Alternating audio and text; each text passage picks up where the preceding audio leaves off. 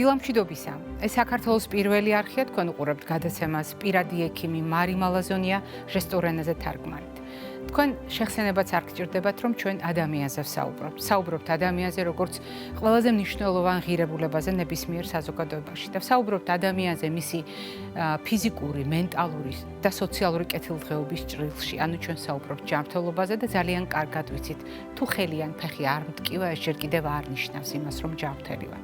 თუ ჩვენ მენტალურ ჯანმრთელობაზე ვსაუბრობთ, ჩვენ ასევე ვგულისხმობთ კონკრეტულ პრობლემებს, კონკრეტული სახელებით და დღეს როგორც არასდროს აქტუალურია დიაგნოზი, რომელსაც ჰქვია შიზოფრენია. რატომ დღეს? იმიტომ რომ დღეს მთელ მსოფლიოში იხსნება კვირეული, რომელიც შიზოფრენიის ცნობადობას ეძღვნება. და ეს ყველაფერი არის გარკვეულწილად შემზადება საზოგადოების იმისათვის, რომ 24 მაისს მთელმა მსოფლიომ შიზოფრენიის საერთაშორისო დღე აღნიშნოს. ნიშნავს თუ არა ამგვარი თარიღების დასახელება იმას, რომ შიზოფრენიაზე მხოლოდ წელიწადში ერთხელ დავფიქრდეთ და მსგავს პრობლემებზე მხოლოდ წელიწადში ერთი დღე გამოვყოთ სასაუბროთ. რასაკვირველია არა, მაგრამ ასეთი თარიღი ყოველთვის არის კარგი საბაბი იმისთვის, რომ გავამთლიანოთ ცოდნა, რაც მოცემული მომენტისთვის აქვს მტკიცებით მედიცინას და მოვუსმინოთ ადამიანებს, რომელთა ყოველდღიური საქმიანობა სწორედ ამ პრობლემებთან ურთიერთობას ეძღვნება, პროფესიულ შეფასებას ეძღვნება და სწორედ ამ ადამიანების გამოცდილება ხშირად გვეხმარება იმაში, რომ ფართო საზოგადოებას გაუზიაროთ მთავარი სათქმელი. დღეს ჩვენი გადაცემის სტუმარი გახლავთ ჩვენი გადაცემის მეგობარი, რომელსაც თქვენ ძალიან კარგად იცნობთ, იგი გახლავთ თბილისის სახელმწიფო უნივერსიტეტის პროფესორი, ექიმი, ფსიქიატრი ქალბატონი ნინო ოკრიბელაშვილი. ქალბატონი ნინო, მოგბრძანდით. დილამშვიდობისა. დილამშვიდობისა და მადლობა მოწვევისთვის. განსაკუთრებით მნიშვნელოვანია სწორედ ცნობადობის ამაღლების სტრატეგიები ზოგადად ფსიქიკურ ჯანმრთელობასთან მიმართებაში. ვინაიდან როცა ბევრი ინფორმაცია გაქვს, უფრო ადვილია იდენტიფიცირება იმ პრობლემისა, რაც შენს ახლობლებს აქვთ და უფრო ადვილია და დროულია მიმართვა სამედიცინო პროფესიების წარმომადგენლებთან, მიზნობრივად რა თქმა უნდა, და როცა ფსიქიკურ ჯანმრთელობაზე ვსაუბრობთ, დღესაც აქტუალურია საქართველოში სტიგმა და ხშირად ფსიქიკური დაავადება განიხილება როგორც სისუსტე, როგორც პრობლემა იმგვარი, რომელსაც არაფერი გადაჭრის. ეს ასე არ არის. სწორედ ამის მაგალითია შიზოფრენია, რომლის შესახებაც დღეს მოგვიწევს საუბარი. როდესაც ჩვენ დიაგნოზის რაობაზე ვსაუბრობთ ხოლმე, თითქოს ეს ეტაპი განვლილი გვაქვს ჩვენს ურთიერთობაში და ამ გადაცემასთან თქვენი ურთიერთობის ისტორია ამის საუკეთესო მაგალითია. მაგრამ ჩვენ დღეს მაინც მოგვიწევს შევახსენოთ საზოგადოებას შიზოფრენიის რაობა, თუნდაც იმიტომ, რომ ჩვენი ამოცანა არის თანაცხოვრებაზე ვისაუბროთ. ჩვენ ხშირად ვსაუბრობთ, რატომ შეიძლება ქრონიკული დაავადება იყოს საყურადღებო შესწავლის საგანი. რატომ უნდა დაეუფლოს ადამიანი ელემენტარულ ცოდნას საკუთარ დიაგნოზთან დაკავშირებით. რატომ უნდა იცოდეს ოჯახის წევრმა ამა თუ იმ პრობლემასთან დაკავშირებით. რატომღაც გვავიწყდება, რომ შიზოფრენია ქრონიკულ დაავადებათა რიგში განიხილება და რომ ჩვენ ისევე გვჭირდება მისი შესწავლა და მასთან თანაცხოვრება, როგორც ეს ნებისმიერი სხვა პათოლოგიის დროს, ნებისმიერი სხვა დაავადების დროს. ამიტომ მოდით კიდევ ერთხელ გაგვახსენეთ, რა არის შიზოფრენია და რატომ არის ასეთი მნიშვნელოვანი სწორედ თანაცხოვრება თავად პაციენტისთვის, ანუ ადამიანისთვის, ვისაც ამგვარი დიაგნოზი აქვს და რა მნიშვნელობა აქვს თანაცხოვრების პრინციპების ცოდნას ოჯახისთვის, იმ სოციუმისთვის, რომელთანაც მუდმივი ურთიერთობა აქვს დიაგნოზის მქონე პირს.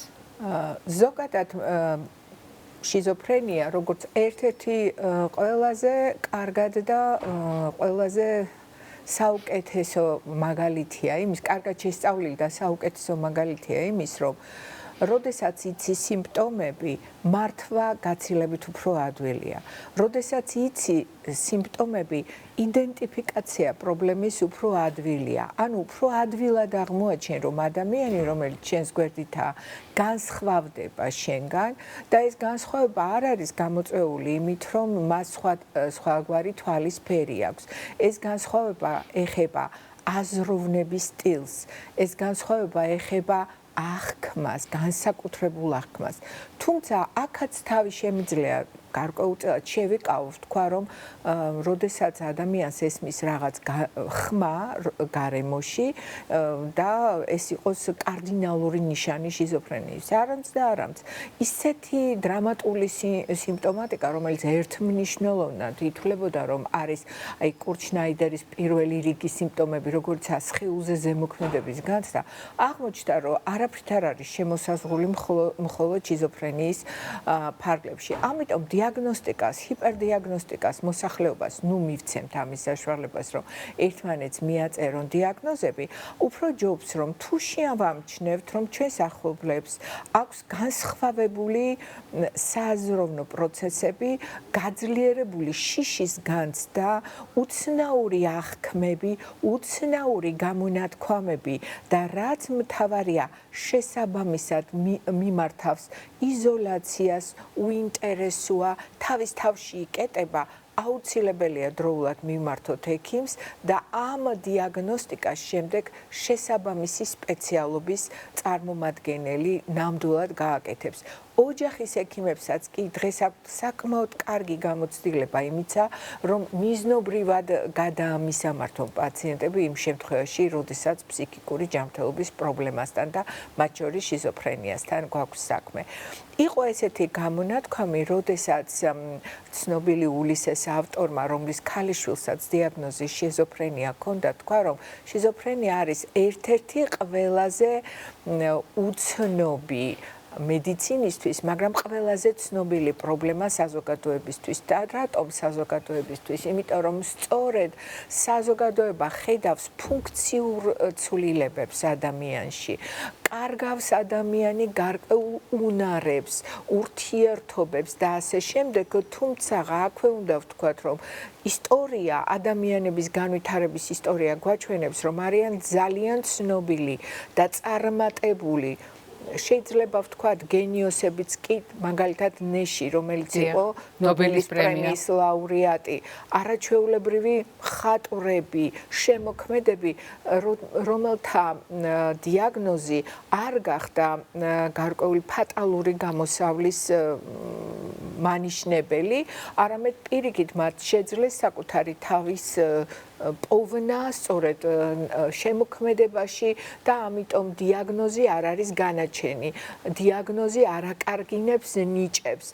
დიაგნოზი ზღუდავს ფუნქციონირებას და სწორედ ადრეულ ეტაპზე დასმული დიაგნოზი, ადრეული ინტერვენციები შემთხვევათა 70-75%-ში იძლევა საშუალებას, რომ ადამიანი სრულფასოვანი დაუბრუნდეს გარე სამყაროს თავის ოჯახს და შეასრულოს ფუნქციები. თუმცა თქვენ მართალი ხართ. ოჯახმა უნდა იცოდეს, რომ არსებობს პრობლემა და ამ პრობლემასთან გამკლავებისთვის ძალიან მჭიდრო თანამშრომლობაა საჭირო სოციალურ სერვისებთან, ადამიანებთან, რომლებიც მულტიდისციპლინური პრინციპით მიმართავენ და მართავენ კონკრეტული დაავადების დაუშვათ ხვალინდელ დღეს, ანუ case შემთხვევას და ეს რაში მდგომარეობს? ის რომ აუცილებელია ინფორმირება, აუცილებელია განათლების, ცოდნის მიწოდება იმ პრობლემებზე, თუ რას უნდა მოველოდოთ, რომ არ დავადანაშაულოთ ექიმები, თუნდაც წამლების გვერდით ეფექტებში. ყველა ინდივიდს თავისი მოქმედების თავისებურება აქვს. რატომ? იმიტომ რომ აი თვითონ შიზოფრენია რომ ავიღოთ და ბევრი მისვავს კითხვას, საიდან იწყება, რა არის მიზეზი იმისა, რომ დაავადება განვითარდეს.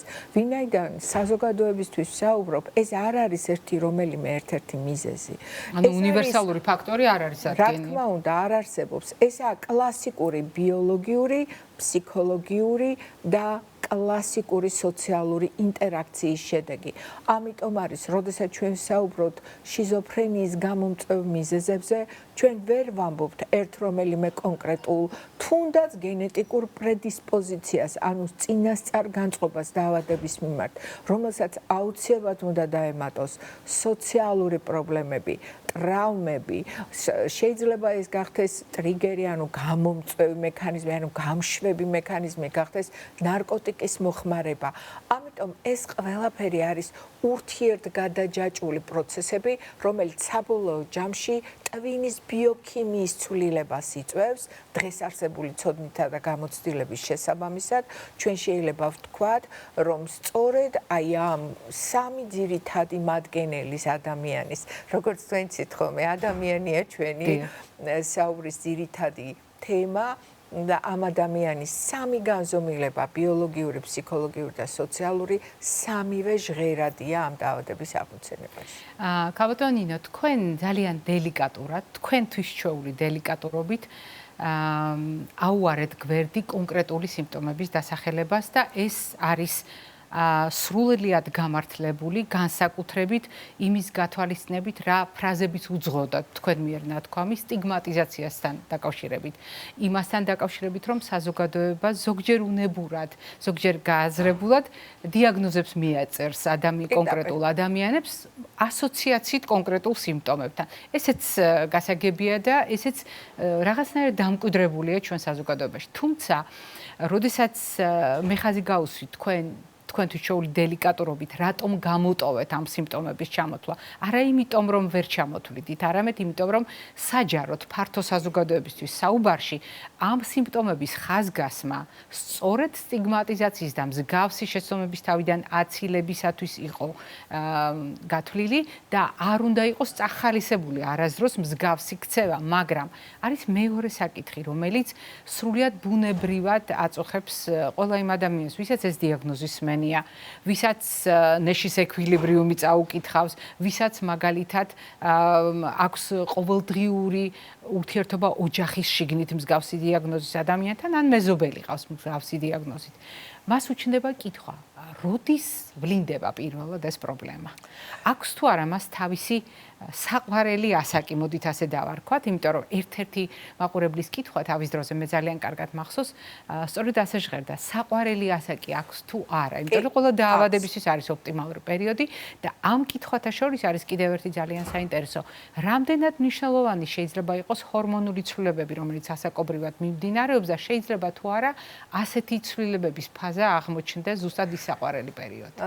ძალიან კარგი კითხვა ასაკთან მიმართებაში, იმიტომ რომ პრინციპში შიზოფრენიას აქვს ორი საყვარელი ასაკი და გენდერული პროფილი გააჩნია. სადღაც 15-დან 25 წლის ასაკამდე უფრო ხშირად იწყება მამაკაცებში და ეს გასაკვირი არ არის, იმიტომ რომ ეს არის პერიოდი, როდესაც თვითდამკვიდრება ხდება და შუბლის წილს უხდება უფრო პრორეაქტიული რეაგირება, მაშინ როდესაც ქერქვეშა სტრუქტურებში გარკვეული ბიოქიმიური ძვრებია უკვე დაწყებული და გარკვეული ცვლილებები არსებობს, ხოლო რაც შეეხება ქალებს, იყო კიდეც ამის შესახებ საუბარი, რომ ქალის ჰორმონული აგებულება თითქოს უფრო გარკვეულწილად ხელს უწყობს პრევენციულია დაავადების აღმოცენებისკენ. მდგრადია უფრო ადამიანი. სადღაც 25-35 წელი არის ქალის პერიოდი, როდესაც ხშირ შემთხვევაში ამ დროს მას სწორედაც რომ მოთავებული აქვს, ესე ვთქვათ, ბიოლოგიური აქტიურობა იმ თვალსაზრისით, რომ შვილების შთამომავლობის უკვე მოცემა უკვე შეუძლია და დასრულებულია. მაშინ, როდესაც ახალგაზრდა მამაკაცებში უფრო ადრე იწყება. ამიტომ არის ხოლმე, რომ მამაკაცებში დაწყებული შიზოფრენია განსაკუთრებით ნაადრევ ასაკში ხელს უშლის მათ, რომ შექმნან ოჯახი, რაც ასეთი მნიშვნელოვანი მხარდამჭერი მექანიზმია და მხოლოდ დედისა და მამის პასუხისმგებლობაში არ მოხდეს ამ პრობლემის მოქცევა. არამედ, დაუშვათ, მეგობარი ქალი როცა ყავს, მეგობარი ოჯახი როგორც მხარდამჭერი ამ შემთხვევაში კიდევ ერთხელ აჩვენებს თუ როგორი მნიშვნელოვანია დაავადების, ასე ვთქვათ, დადებითი პროგნოზირებისთვის.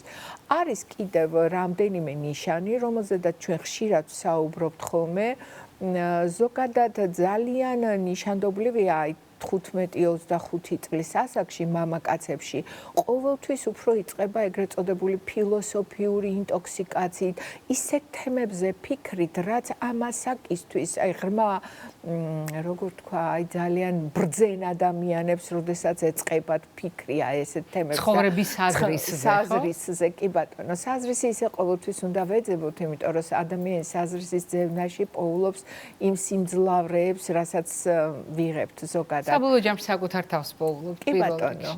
კი ბატონო. მაგრამ აქ მინდა ხაზი გაუსვა ერთ მომენტს, რომ ამ პერიოდში, აი 15-25 წლის ასაკში ბიჭებში განსაკუთრებით ყურადღება უნდა მივაქციოთ მისი ინტერესების ცვლილებას. ჩაკეტილობა ხომ არ წამოვიდა. კი, იცით რა, ავტონომიისკენ სწრაფვა ეს ის ასაკია, როდესაც პირდაპირ ნიშანდობლივია ამ ასაკისთვის და დაუშვათ შვილი რო გეუბნებათ, რომ ოთახში არ შემოხვიდე წინასწარი შეტყობინების გარეშე, ეს ტრაგედია და არ უნდა აღიქვა, იმიტომ რომ ეს შეიძლება იყოს ადამიანის განვითარების პუბერტას კრიზისის ერთ-ერთი მახასიათებელი, მაგრამ როდესაც ამას აქვს სხვაგვარი ახსნა, ენერგიებზე საუბარი, რაც არ იყო ნიშანდობლივი ამ კონკრეტული ადამიანისთვის, მისი თვისება არ იყო ამ თემებით დაინტერესება, ძალიან მნიშვნელოვანი იქნება თუ რაღაც ჩაკითხვებით იდენტიფიკაციას გააკეთებთ პრობლემის სიმწვავის და სიღრმის. რაც შეეხება ქალებს, როგორც უკვე აღნიშნე, 25-35 წელია უპირატესად და ამ შემთხვევაში სხვა შორის აფექტური სიმპტომატიკა ხანდახან უფრო მეტად მოდის წინ. შეიძლება ის გუნებგანწყობის ცვლილებები ჭირვეულობით წამოვიდეს, მაგრამ აზრობრივი კომპონენტი თუ არ არის გამოხატული, როგორც აბოდვითი იდეები, ჰალუცინაციური ჩართვები, რომელიც განსაკუთრებული ტიპისა, არა ყველა ხმა არის პრობლემა, რამაც განსაკუთრებული, როდესაც ეს ზემოქმედების განცდა, გახსნილობის განცდა, აზრების გადაცემის განცდა და ასე შემდეგ, ყოველთვის ცოტა ყურადღებით უნდა ვიყოთ ამ გამონათქვამებთან. არის ერთი ძალიან დიდი კვლევა, რომელიც როგორც იტყვით, ხანგრძლივი პერიოდის კვლევა, ლონგიტუდინური, ანუ დროში გახანგრძლივებული კვლევები, რომელიც ადასტურებს, რომ დაუშვათ 11-13 წლის ასაკში აი ესეთ კითხვაზე გაცემული პასუხი თუ ფიქრობთ, რომ შესაძლებელია, რომ სხვა მაზრობრივად ჩვენზე იმოქმედოს, ასე ვთქვათ, ბავშვებმა, რომლებმაც ამას დადებითად უპასუხეს, სადღაც 15 წლის პერიოდში რისკის ჯგუფში აღმოჩნდნენ და რაღაც პირველი ფსიქოზური ეპიზოდები გვაჩვენეს. თუმცა ესეთი კვლევები ბევრია და მაინც კონკრეტულ ადამიანზე უნდა დავიდეთ, კონკრეტული შემთხვევებით უნდა გავხდეთ და ამ თვალსაზრისით უნდა მივაქციოთ ყურადღება პრევენციას, რაც გულისხმობს იმას, რომ მაქსიმალურად ჰარმონიულ გარემოში აღიზარდოს ახალგაზრდა, ნუ მოვახდენთ მათზე ზეწოლას, რომ მაქსიმალური მაჩვენებლები მოგცეს იქ, სადაც მას უბრალოდ ყველას არ გვეხელწიფება, ხო, რაღაცებები, შესაძლებლობა აქვს, მაგალითად უფრო მათემატიკური ტვინი, მოდით აი ესე ვთქვათ, მოსახლეობისთვის გასაგებ ენაზე და ნუ მოვთხოვთ უმაღლესი მათემატიკის უმაღლეს კატეგორიამდე შესწავლას იმ ადამიანს, რომელსაც უფრო ჰუმანიტარული მიდრეკილებები ახასიათებს და იქაც ნუ მოვთხოვთ მაქსიმუმს. უბრალოდ ჩვენ სამწუხაროდ არ ვაცლით ახალგაზრდებს ბედნიერების განცდა ჩამოუყალიბდეთ და რომ პასუხისმგებლობა აიღონ არა ზოგადად ყველაფერზე, არამედ კონკრეტულ მიმართულებაზე, საკუთარ თავზე პირველ რიგში და შემდეგ აქედან გამომდინარე სამყაროსაც. ძალიან დიდი მადლობა ქალბატონო ნინო. დღევანდელი ჩვენი გადაცემა არ იყო პირველი საუბარი შიზოფრენიაზე. თქვენ ადრეს გისაუბრეთ ჩვენს გადაცემაში. და ჩვენ გაგვიმართლა იმ ხრივ, რომ გადაცემის ისტორიამ დააგროვა ბევრი ინფორმაცია სხვადასხვა წახნაგის შესახებ, თუმცა დღევანდელი დღე, რომელიც ცნობადობის კვირეულის გახსნას ეძღვნება და წინ უძღვის შიზოფრენიის საერთაშორისო დღეს, იყო იმის შეხსენება, რომ ქრონიკულ დიაგნოზთან თანაცხოვრება შესაძლებელია და პრობლემების თავიდან ნაცილება კიდევ უფრო მნიშვნელოვანია და თქვენი ბოლო ფრაზები ამის საუკეთესო დასტურია, როდესაც ჩვენ არა მარტო ჩვენი საკუთარი, არამედ ჩვენთვის საყვარელი ადამიანების შესაძლებლობები და სურვილები, ჩვენი სურვილები და მოთხოვნილებები და ამბიციები ერთმანეთს უკეთ რომ შეუსაბამოთ, ნაკლები ზეწოლა იქნება თუნდაც ჩვენ შვილებზე და ოჯახის წევრებს. მადლობას მოგახსენებთ ჩვენთან სტუმრობისთვის, დღევანდელი საუბრისთვის, მაყურებელს შევახსენებთ დღევანდელი ჩვენი გადაცემის სტუმარი გახდათ თბილისის სახელმწიფო უნივერსიტეტის პროფესორი, ექიმი, ფსიქიატრი ქალბატონი ნინო ოკრიბელაშვილი. მე ჯერ არ გემშვიდობებით, წინ კვებითი შუქნიშანი გველოდება.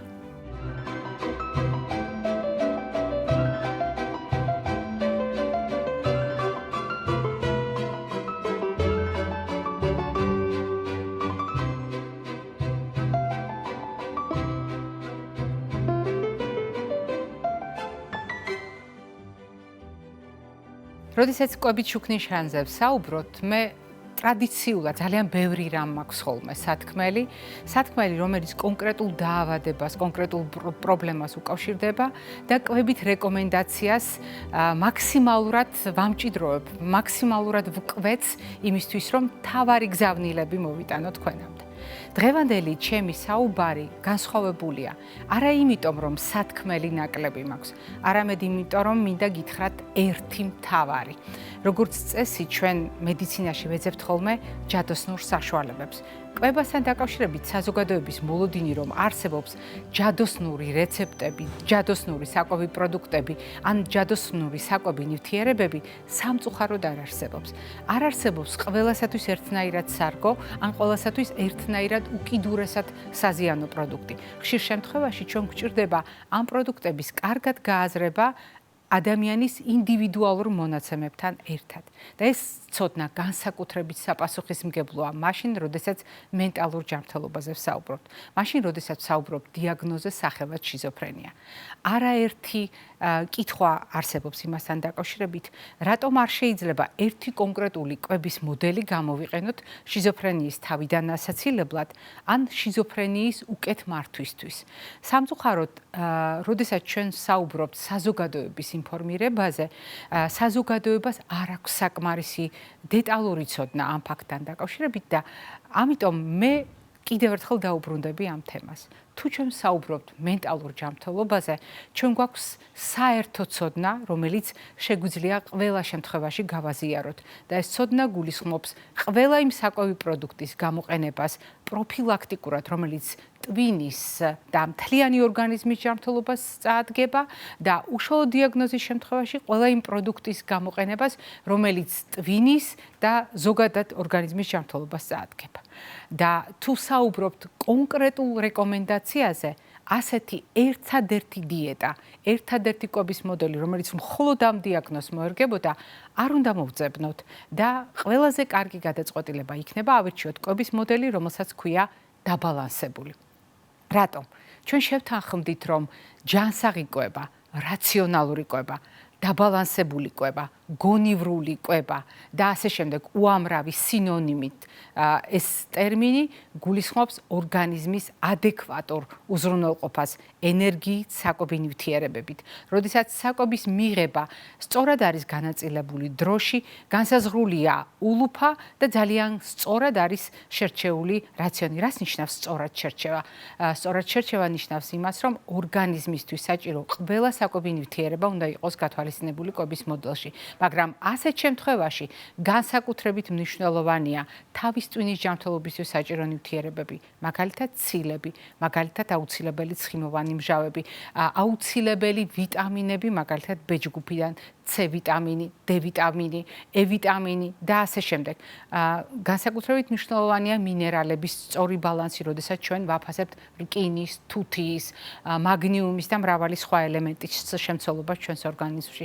მათ შორის, როდესაც საუბრობთ ანტიოქსიდანტებზე, იქნება ეს E ვიტამინის, A ვიტამინის, C ვიტამინის სახით, ან სელენის, როგორც მინერალის სახით. მოკლედ, ჩამონათვალი შეიძლება ცალკეული ნივთიერებების გრძელი იყოს, მაგრამ პრინციპი არის ერთი, რომელიც აერთიანებს ამ ყველაფერს და ქვია წონასწორობა, დაბალანსება. შესაბამისად, კვების მოდელი არის დაბალანსებული. დიახ, შიზოფრენიის შემთხვევაში ჩვენი არჩევანი საუკეთესო არჩევანი კვებასთან დაკავშირებით გულისხმობს დაბალანსებული კვების გამოყენებას, როგორც ქრონიკული დაავადების მართვისთვის და ასეთ შემთხვევაში ექსპერიმენტების ჩატარება კონკრეტულ დანამატებთან დაკავშირებით, ექიმთან შეუთანხმებლად, კონკრეტულ მედიკამენტთან ურთიერთობის გათვალისწინების გარეშე შეიძლება აღმოჩნდეს ძალიან სახიფათო და დამაზიანებელი თავად თქვენი ოჯახის წევრისთვის. ეს იყო დღევანდელი ჩვენი რეკომენდაციები, დღევანდელი ჩვენი კვებითი შუქნიშანი. მე გემშვიდობებით ტრადიციულად ჯანმრთელობას და დღეგრძელობას გისურვებთ.